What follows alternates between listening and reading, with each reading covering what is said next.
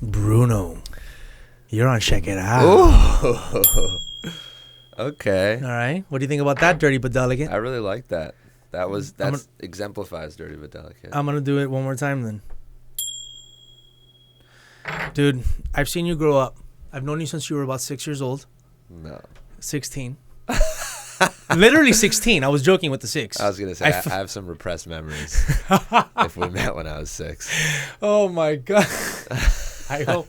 Yeah, you're right. That's not the case. I met you for the first time at 16. Okay. I was doing Watchale here at LATV. Yeah, I remember. With Andres Palencia, Anders Palenkers. Who's still here. And Daniel Velez was our editor. Yes. Right? The whole squad is back. Yeah, so we were...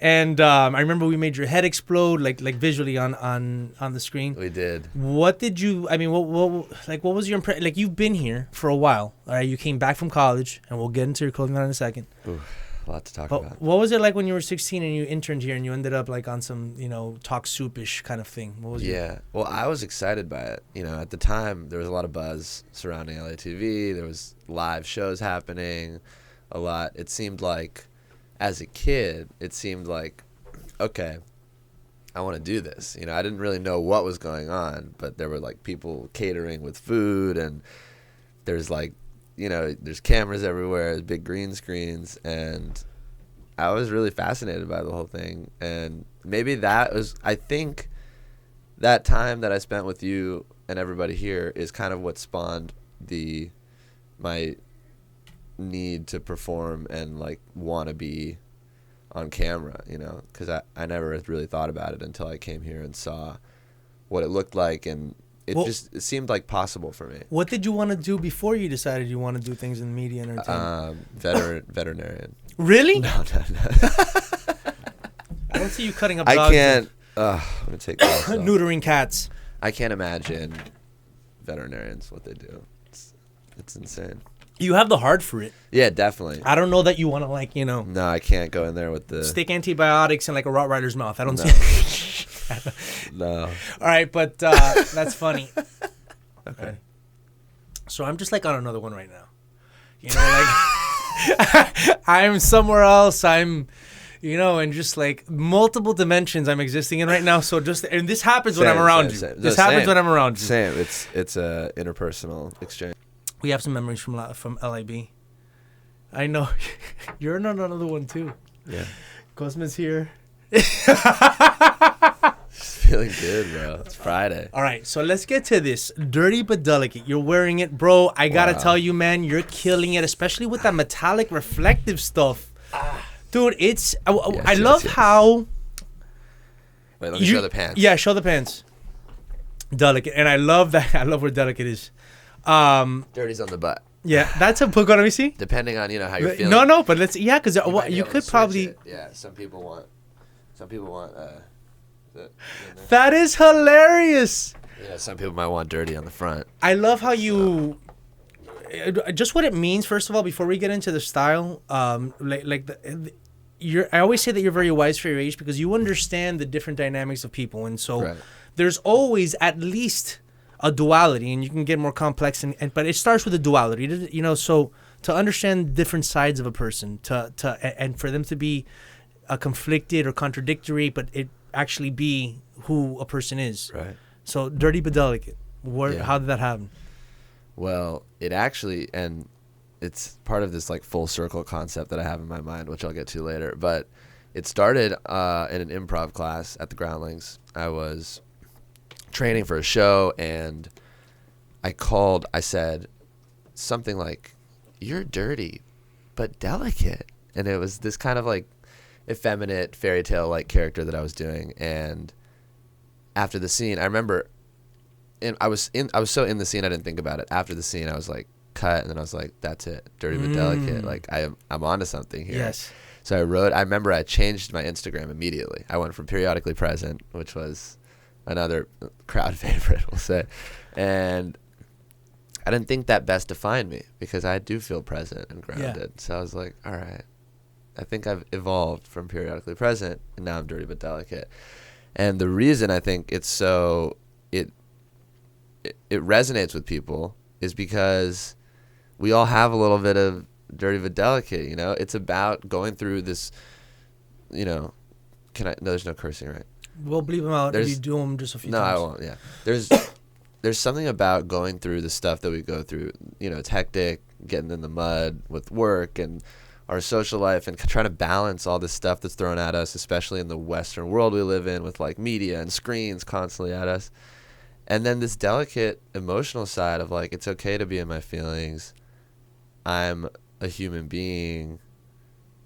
Like, you should feel like part of nature and part of like what it means to be human sometimes, you know, instead like everything, and I'm guilty of it too, a lot of like the computers and stuff we do is just distraction for not like sitting in our humanity, you know? So Dirty But Delicate is about that balance. It's the juxtaposition of like, yes, I'm a human being trying to live like a Neanderthal because I was like born this way and want to express myself freely.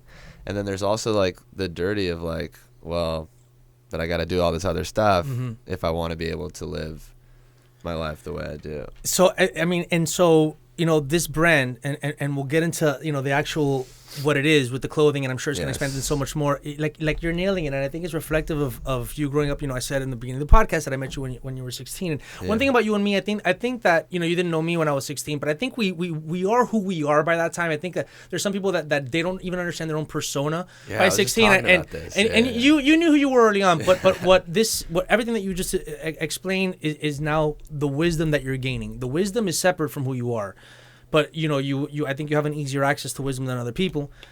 But what I love about everything that you just said on the Dirty But Delicate is that it's a two-directional arrow because, you know, we were thrown into the dirty, right, like you said, and we're thrown into that the everyday, the battle, the rat race is part of that, and some of the mud that you get onto, with the work that you have to do, and the survival modes that you get in, and wanting to succeed, and then the delicate, the human part of you, the feelings, the emotions, and all that stuff. But what I love is that it's two-directional. So you're both. If you fall 100% into the delicate, well, if you're a really enlightened being, maybe you can live there the entire time. But that primal part of us will miss something of wanting to get dirty, wanting to maybe do some things a little wrong, maybe wanting to be a little selfish, live in our root chakra a little bit. So sometimes I have to forgive myself. Like I was telling you the episode that I had the other day that I feel bad about. Yeah. Just to, not to get too far into details, but I got a little trashed at a party so much that I couldn't even be around people, and then I just went home and missed out on fun and just was like in my own like trashness,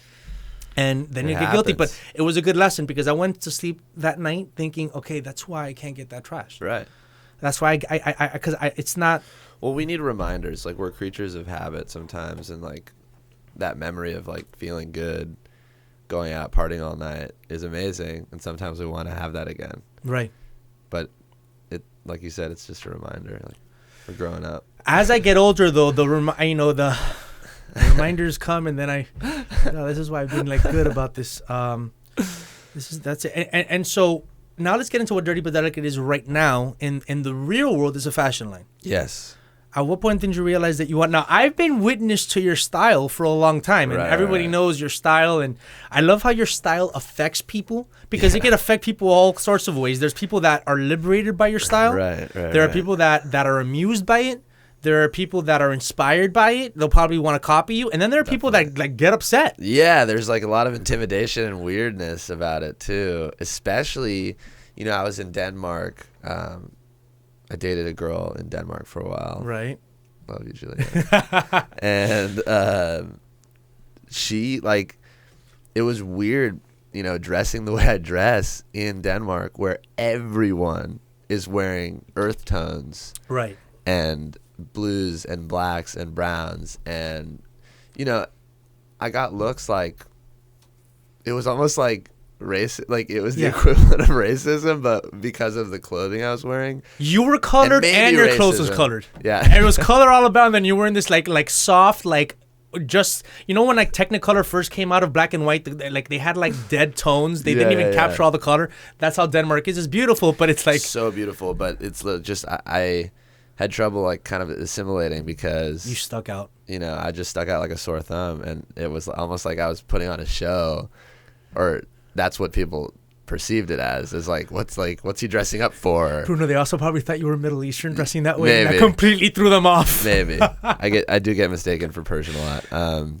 And, you know, they're a pretty homogenous place. So Right. it was, I love Denmark, but that was an interesting experience for me.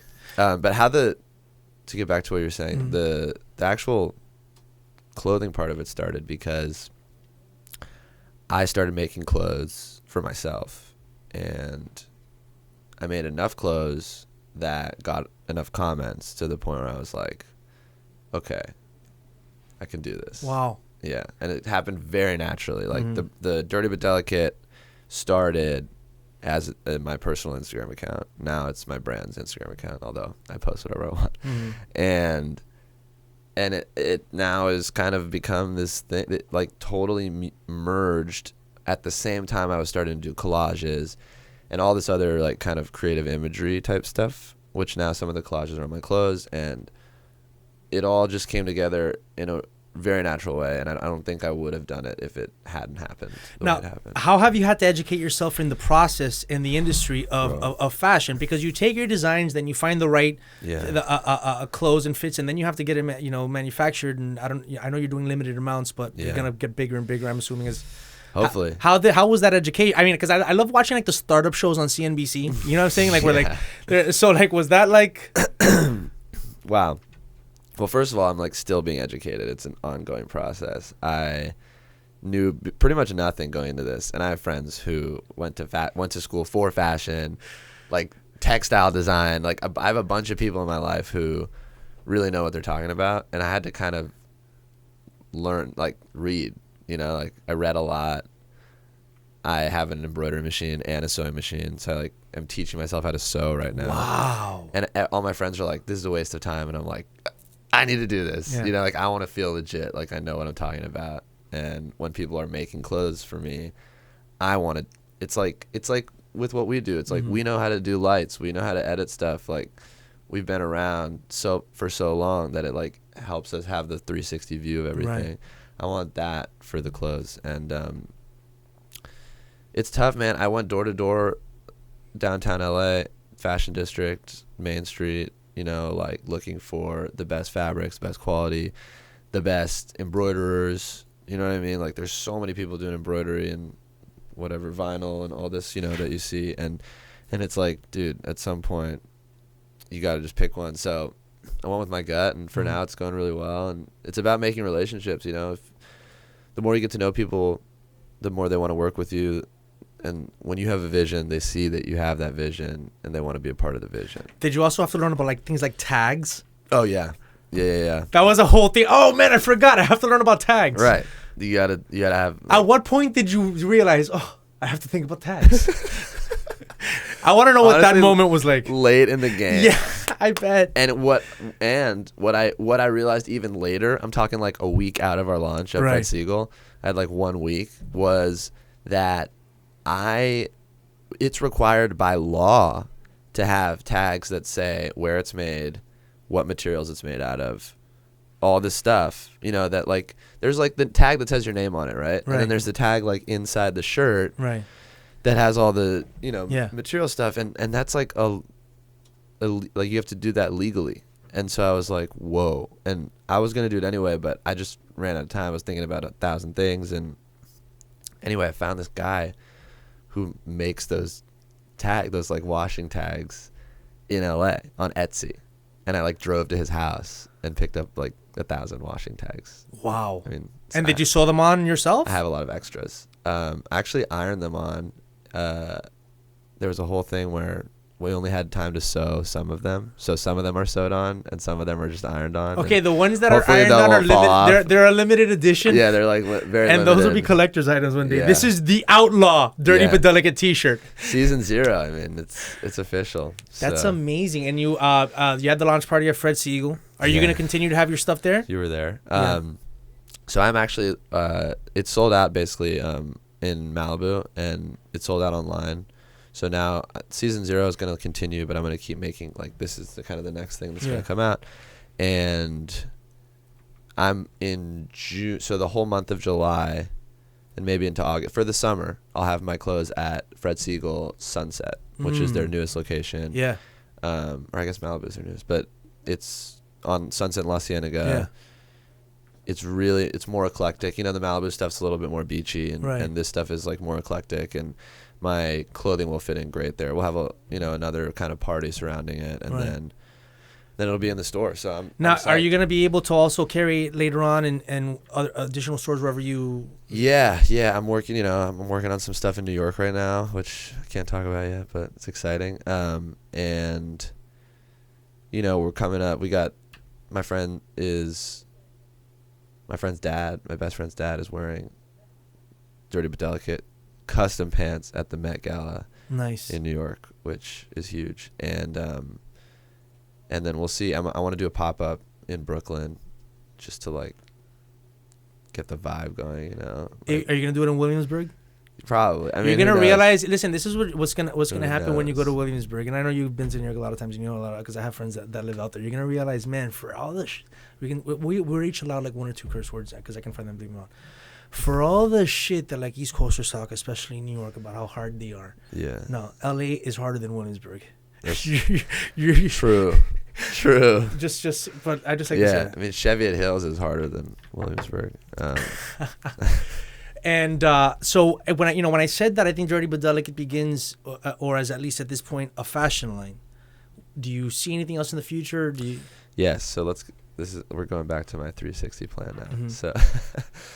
So as you know, I do characters, right? I do Clarice. Clarice is amazing. Ignacio. I have like kind of like a little Rolodex of characters, and so my goal with Dirty But Delicate is, because I want to keep doing comedy, I want to keep performing in the way that I am now, and so my goal is basically to have. I already have an Instagram for Clarice 69.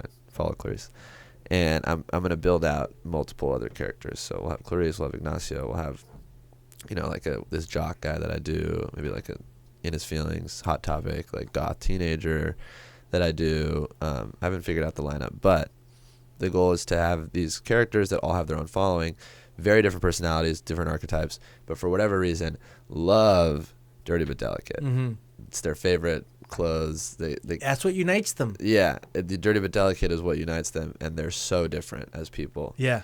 So, and then they market my clothes. I perform with them in Dirty But Delicate. Everyone is Dirty But Delicate. Everyone's Dirty But Delicate. It's like this like union of myself and my characters and comedy and fashion and everything that I love. And yeah, Bruno, that's my master plan.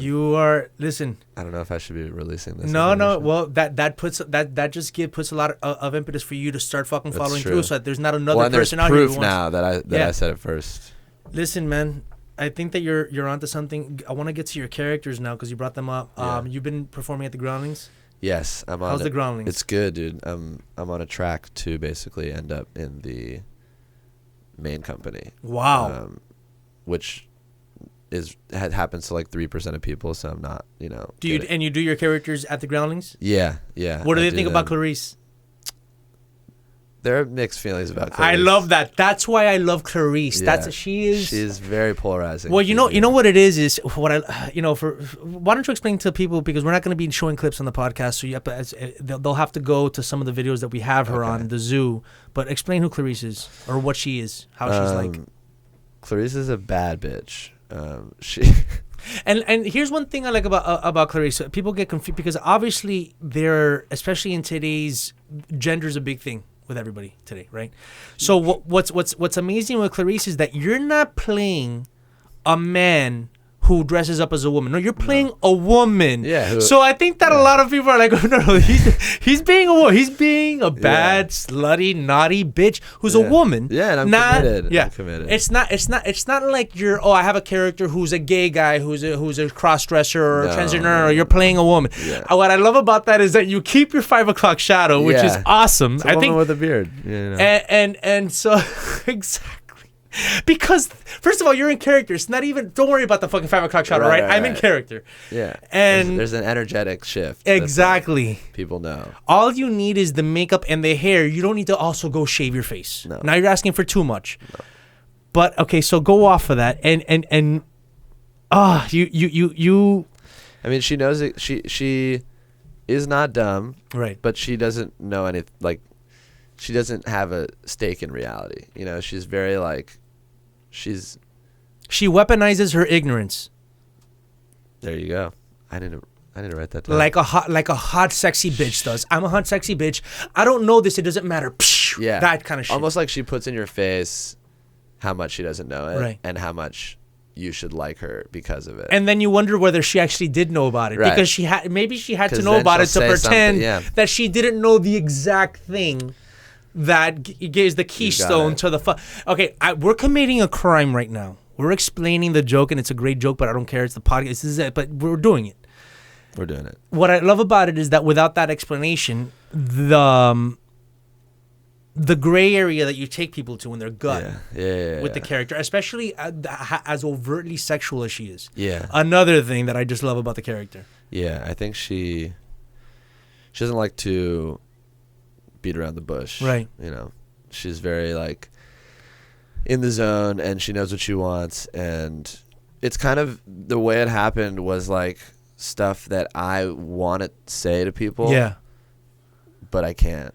Yeah. You know, like, because of like the world we live in where you have to filter yourself. She's like my filter taken away, which people are going to realize now, like, whoa, I don't think Bruno likes me. No, that's hilarious. No, one of the things that because I mean, I could just like write a report, like a case study, like a Mueller report on fucking Clarice, just on Clarice.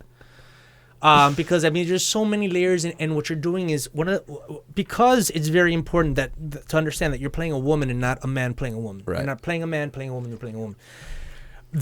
So we've been educated on a lot of the restrictions that women often feel by society, social pressures on their sexuality, but then there's this counter explosion that's happened, in recent years, where some women are like, oh, they're gonna take their sexuality to the extreme as some form of liberation. And they get kind of a license, depending if maybe if they're like in a place like Hollywood or Williamsburg, they get kind of a license to do it. In Middle America, like they're like looked at badly.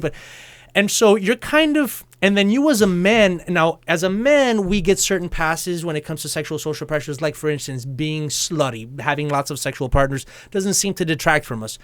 But there is also an increasing amount of restrictions, on like, hey guys, restrain yourself a little bit with your sexual energy, so not make every.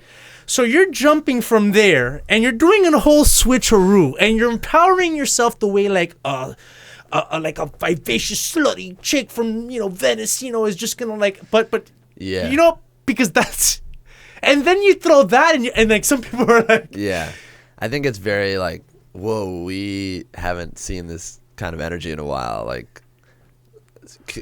communally, we've like repressed that energy because now we're all spiritual. Right, free. Right. And it's like Clarice is this spiritual chick who's also just like who she is. She's spirited. Yeah, she's spirited. And she's in touch with spirituality, not in a cognitive, like, oh, I'm good, this is how I act, this is what I say. Totally. She's in her spirit. I always say this about like people from Miami. I say there's a lot of spirit in Miami, but not a lot of spirituality up here with but they are spiritual in the sense that they're very in touch with their soul. Oh, yeah. I think they'd love Clarice in Miami. Oh, Clarice parties in South Beach like no other. It's her and Conor McGregor. Conor McGregor, who got arrested in South Beach recently. Don't celebrities understand when they get to South Beach, they're going to get arrested? Because the clubs are open till 5 o'clock in the morning, dude. And a couple of them are open 24/7. Yeah. What have your experiences been in Miami? I know you just ultra, which is a hell of an experience, but we got to go to Miami. Actually, I haven't been in a while. Have you? I'm sure you were really young when you went to South Beach. Were you 21 yet? No, but I had a fake ID, so I would the go. club scene is. Or I didn't. I like used someone else. I forget. You always have an ID back then. Anyway, I went to Fontainebleau and what's the other one? Well, Club Live is in there. Yeah, Live. I went to all these clubs. All the hotels on Ocean Drive. And at that time, I would think I was 18 or 19, and I had never really seen anything like that. I mean, just these multi-story craziness. And well, man, we've talked a little bit about how I grew up. I was in high school when the rave scene was exploding, and I saw the beginnings of it, and then the continuation to what is most festival culture that you experience today, like Ultra, that you've been to Ultra. Yeah, which is crazy. It's insane. Ultra was. I went to the first Ultra where it was Winter Music Conference. Yeah. Right? Yeah. So it was Winter Music Conference is the backdrop. It's a week where all EDM industry DJs, they play all the hotels, the clubs, they throw parties. Okay. 1999, I think, was the first Ultra, and it was on the sands of the beach, the actual beach, and it was small, 10,000 people. And I was cool. I was like 18, 19, and but that's when, you know, it felt like the rave scene was getting, because the first time I went to a rave I was 14. I didn't know what I was going to. I thought my friend's parents were out of town, and we stayed at his house without his parents, and then like a senior that we were friends with came and picked us up at 1 o'clock in the morning to drive out to Fort Lauderdale.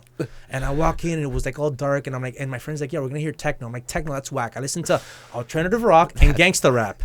Yeah, you know, like, you. But then I go in and it's boom, boom, and it was dark, and it was.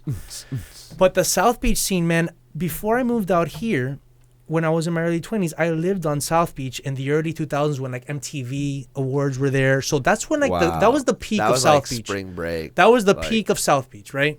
When like Paris Hilton and that whole crowd were partying all the time there. Wow. And those were crazy days, man. And I was living on South Beach on 15th and Jefferson in my cousin's apartment, and he was never there. He was a lawyer. He was always on vacation. So I had an apartment to myself, 2 bedrooms, and oh my God. That was crazy days. That was partying 5 days a week and like not going out on like a Friday when everyone, just to like take a break, because it was like every day. Oof.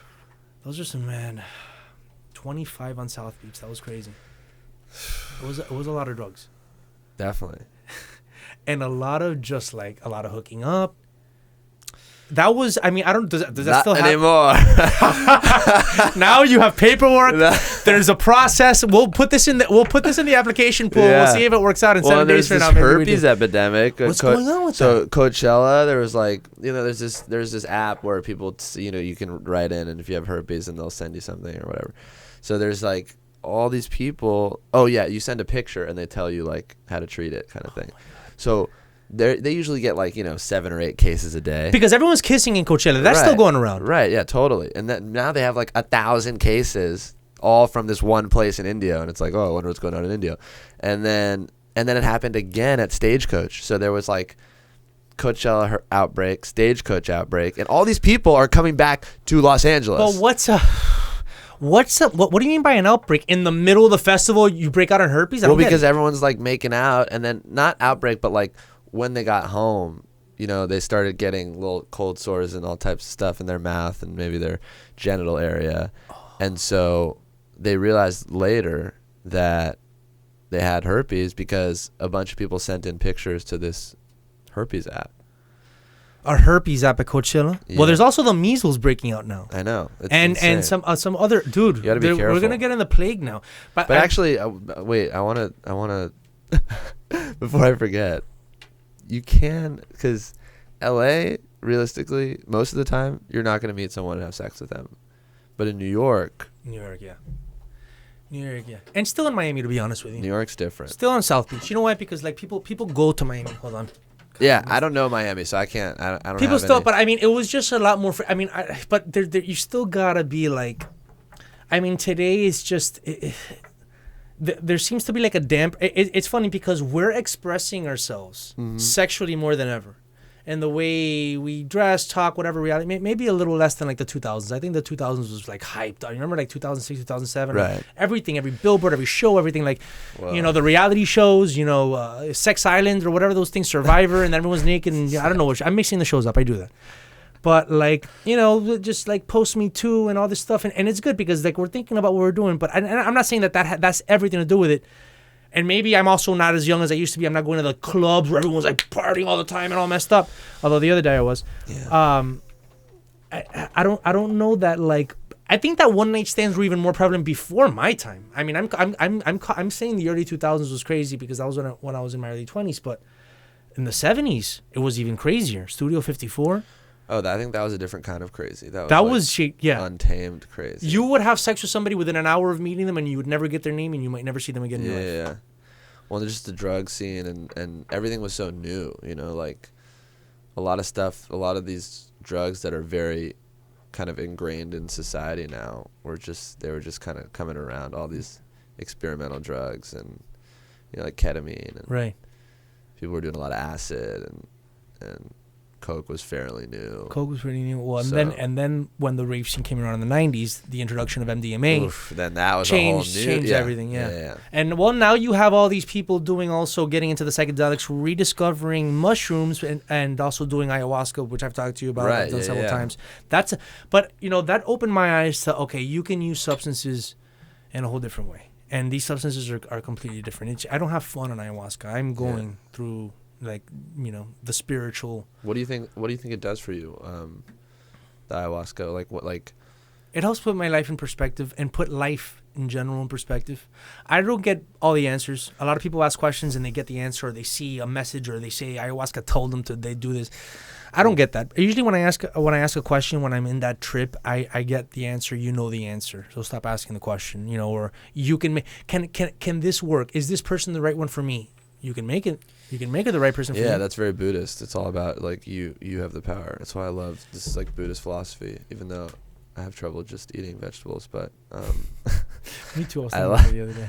I like the idea that all the answers are in you and are within reach. Like every other religion basically is like, oh, look to him, or look to the scripture, or look to, you know, there's all this other look to stuff, and it's like, what's wrong with me? Like, why can't I take control of the situation and do something about it myself? Like, I'm not against prayer, but I also don't think it will do much.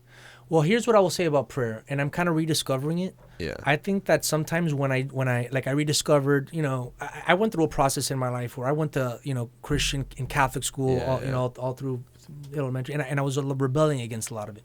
I don't think I ever went through an atheist phase. I definitely went through my agnostic phase, and then I kind of rediscovered like a lot of the New Agey stuff, which is really me learning about Hinduism and Buddhism, incorporating, and then going back. I've been going back, and now I'm rediscovering and seeing Christianity and Judeo-Christian religions in a different way, because I'm ciphering through, you know, certain agendas that I think were put there by people, and I'm seeing that the fundamental truth is very similar, but you got to find it. It's not enough to just. But when I started seeing the Our Father, like before Lent, I'm like, I'll do Lent, you know. I'll give up hard liquor, you know, and that other thing that I told you about. And I did it. And I said, you know what else I'll do? I'll pray on Our Father every day. Oh, that's great. Okay. And what I realized is that when I would do it, you know how so prayer is meditation. So when we meditate, but we do transcendental meditation. I think you do a similar meditation where you either try to quiet your mind completely, right? Yeah. I think I need to do too, because our mind works so fast that kind of meditation helps us get closer to God, or the source. God is a tainted word. Source, the universe, ourselves spiritually. So quiet meditation is something that I discovered several years ago, and finally, what I realized when I started praying the Our Father again is that while it's not the quiet mind transcendental meditation, right? Because I would say it 12 times, I would go into a little bit of a trance when I gave up to just saying the prayer and didn't let my mind wander aside from that.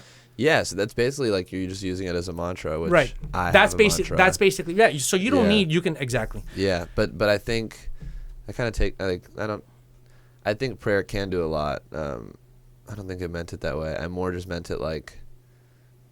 You can make your own prayers or your own meditation. You can find the answers within you. Yeah, you don't have to that's what Jesus, I think, was saying, and a lot of the people, the interpretations by the church that came after that was what undercut that, and I think that's why he scared also the previous power structure, because he basically said, no, you can find God is within you. Yeah. And that's what I love about the Buddhist, and a lot of people misinterpret Hinduism, because I think Hinduism, Christianity, got a little subverted by power structure and the caste system.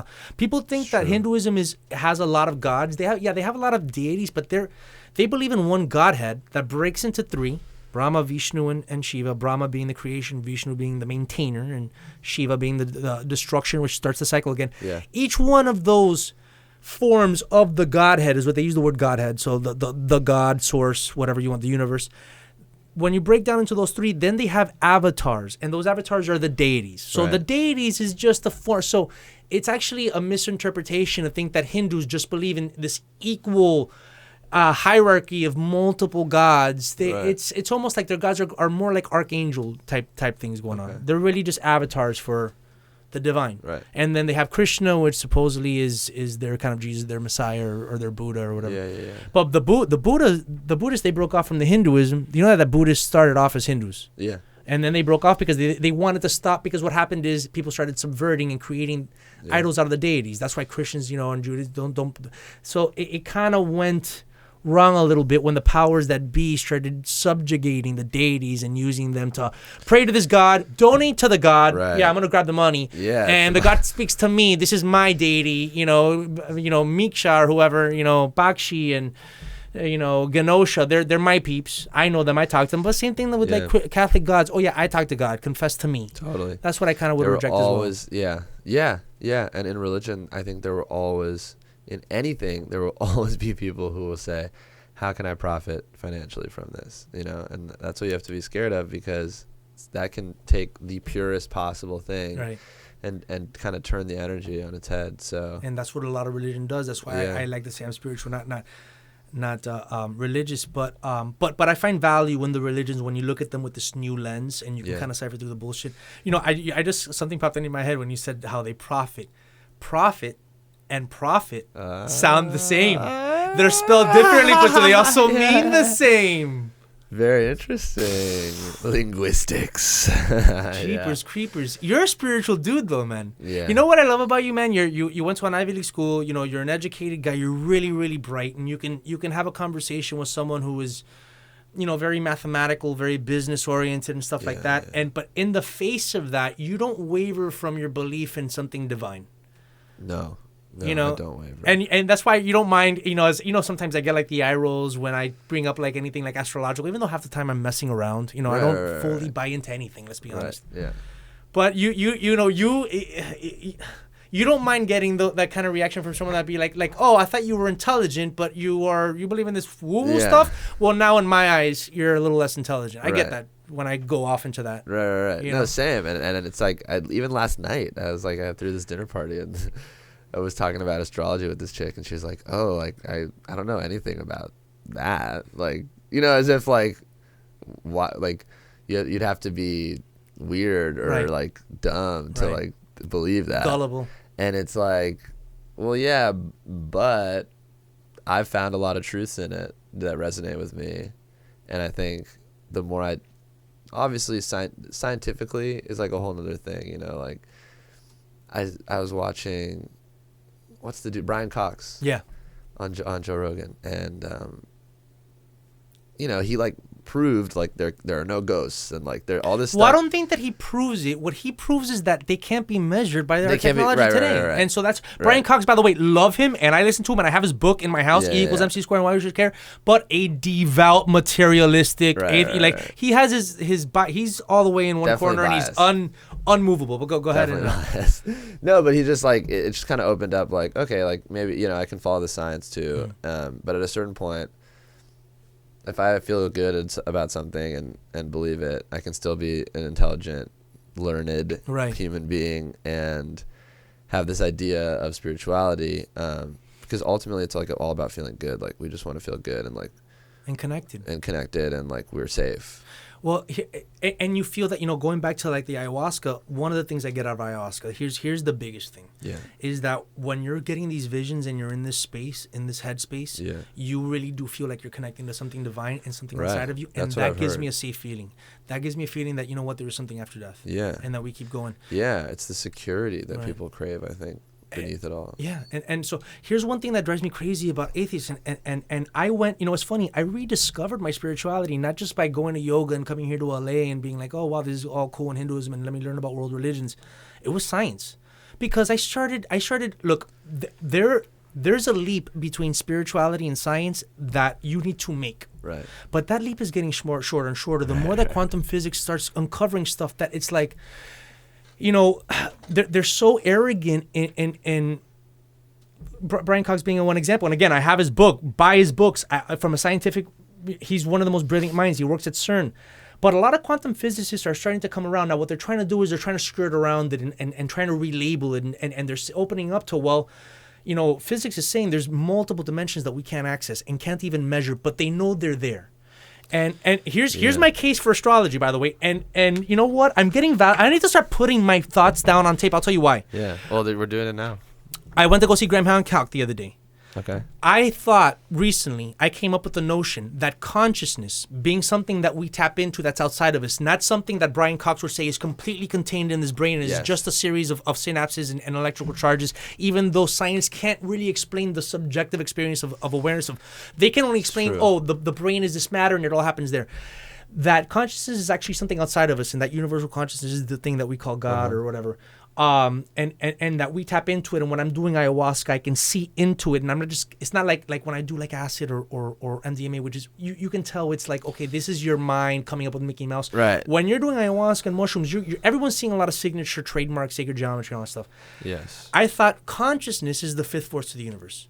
So science says that there's the strong nuclear force and the weak nuclear force. Right. For people that aren't scientifically, that's basically the two forces that keep atoms together. Yeah. It's the binding Right. agent. The binding agent is just this force. Yeah. It just exists. Yeah. Like that's the. Then there's two macro forces, which is gravity and electromagnetism. Yeah. Electromagnetism pulls. I'm sorry. Electromagnetism is the explosions, the pushing away. Gravity pulls. But for some reason, physicists say that gravity is the weakest force out of the four of them, and they can't explain why. I don't know what that means. I don't know what the measuring scale is, but they say. And string theory explains this. This is scientific theory. Okay. These are atheists saying this. Yeah. Okay, what's happening is that there's up to 11 different dimensions.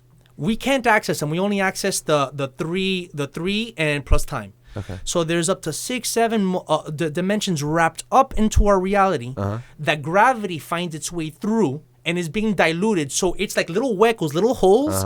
And while electromagnetism goes right by it, gravity sinks into it. So it goes into these little holes. Now check out my theory, and you're going to hear this one day. Because Graham Hancock said consciousness is the fifth force, and I didn't hear him say that. Maybe I read it somewhere. But I want to start saying this so that when they start... Okay, so check this out. So what I'm saying is, if you're saying there's all these other dimensions and we can't measure them, and they're wrapped up into our reality, I'll say the spiritual realm that we can't access and that we can't sense in our normal waking day life is among that, right? Yeah. If it's states of matter that science says there's states of matter that are so like as dark energy and dark matter is that we can't sense, but we know that they're there because of the the overall the overall gravity of the galaxy is more than what matters here, and they're like there has to be some matter that we can't see, and now they maybe live. If that's the case, then the spiritual realm that we can't access, but we feel the soul, there's a piece of, maybe it's there. If gravity is able to go into those other dimensions, what's to say if you believe that you have a soul and that your soul comes from those dimensions and lives in those lighter dimensions? What's to say that your soul's not affected by the position and the gravitational pull of the moon and the stars and the planets, which is going to be different at 6 o'clock in the morning on Thursday than Friday at 5 o'clock. And if you're born, then that nudge is on those spiritual levels in those other dimensions. So basically what I did is I took what science says and I took what spirituality believes, and I made that leap as small as I possibly can. Now, you still got to fucking take a leap. Yeah. I'm not going to pretend you don't. I know that but you can't prove it either way. No, not at all. Yeah. If I talk to a materialist, they'll be like, well, that's your opinion, but you can't prove it. I go, fine, you can't disprove it. So fucking hey, we're back to square one. Well, that reminds me of, our current Dalai Lama, who's so cool. He's just like, he doesn't know if he's going to be reincarnated. You know the whole story about him. Where no. What do you mean he's not? Well, so basically, there's the Panchen Lama, who finds I'm going to get this wrong, but there's a search party to find the new Dalai Lama. Okay. And the Dalai Lama is, I think, the Panchen Lama. Are you in the running? No. Maybe. I mean, he said it could come from anywhere, but so like because of what's happening, where the Chinese government has exiled the Dalai Lama and they don't want any part of him, or the they don't want him. They don't want to recognize his political. They don't recognize it at all. Tibet. Yeah, Tibet. Right. Tibet. I was like, oh, okay. So there's the Tibetan government. There's like a lot of controversy. Right, because they want to be independent and they're in China. Right. Yeah, and China's always been very oppressive of the Buddhist monks because the Chai Coms are not into religions. Exactly. Okay. So the Chinese government does not like the current Dalai Lama. The Dalai Lama he found with a search party a new Dalai Lama. The Chinese government captured that kid, and nobody's heard from him in like 15 years. Oh my God. So this next Dalai Lama is now in custody of the Chinese government, and the Chinese government have picked a new Dalai Lama of their own to succeed the current one. Now, the current Dalai Lama obviously rejects that fake Dalai Lama and is now saying he may be reincarnated as an insect, he may come back as a tree, he may come back in Ohio. There's no... it's like all rules are off the table now because of what's happened. He says recently that he might not reincarnate at all. So wow, and you know what this shows? And here's the thing, going back to like the atheist stuff, why is it that all these governments high up, and especially a communist government that's supposedly atheist, why would they care so much to interfere with a spiritual and religious process? And if they didn't know that there was. And he doesn't even live. I mean, he lives in Dharamsala in the hills of India. Like, he doesn't even live there anymore, and it's just insane that they care so much. But what I was going to say about him is that he is such a strong proponent of bridging science with spirituality. And he's one of the smartest people I saw him speak in Orange County, of all places. And he's just one of the smartest people I've ever seen. Ever. And he just understands things on such a that's the thing, unbelievable level. I think that there's so many voices. Look, I mentioned Graham Hancock. He's another one. He just came out with a book called America Before, where he talks a lot about and he talks about ayahuasca and a lot about the lost knowledge that we have here, you know, in America and South America, North America, and the indigenous wisdom that was shunned and was you know, thrown away to a certain respect that we're now rediscovering. He talks about consciousness and spirituality and science bridging. We also have, there's a guy named Rupert Sheldrake, Russell Brand. Yeah, I know. Okay, so he has a book called he's super smart. Science Set Free. And he says, he calls it amorphic resonance. He goes, if you look at evolution, it's not very random. Right, no, not at all. There is obviously some sort of guiding force that, keeps it within parameters. Within the parameters, there's some randomness, yes, but it's not completely random, and there's jumps in evolution, you know, that are, science can't really account for. It seems like there's a synchronicity going on, and he calls the underlying force amorphic resonance. He talks about like the 100 monkeys experiment as well. He's like, why is it that when a species, after a certain threshold, that species learns a behavior, the rest of the species learns the behavior easily? There's a shared connection. Where does that happen? Totally. On our consciousness level, on our spiritual level. So totally. There's a lot of wise minds. By the way, Rupert Sheldrake and Graham Hancock both had their TED Talks removed and then re-put back up. Wow. Because they called them the Brian Coxes of the world call them pseudoscientists. Right. But now people are like, wait a minute, they're listening to it and they go, these guys sound legit.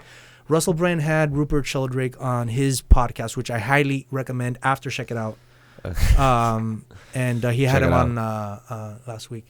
Bruno, I think we've done a good one here, man. Anything else you want to say? Where can people find Dirty But Delicate? Obviously, that's the handle. Dirty But Delicate. We're coming to Fred Siegel in July. We'll be in New York also in July. Stay tuned for that. Dirty But Delicate on Instagram. Dirty But Delicate on Facebook. Dirty But Delicate in your heart. Dirty But Delicate in life. This has been Check It Out. Amazing. How do you feel, buddy? Great, dude. That was so fun. That was awesome. I want to just have you. It was just like us talking upstairs.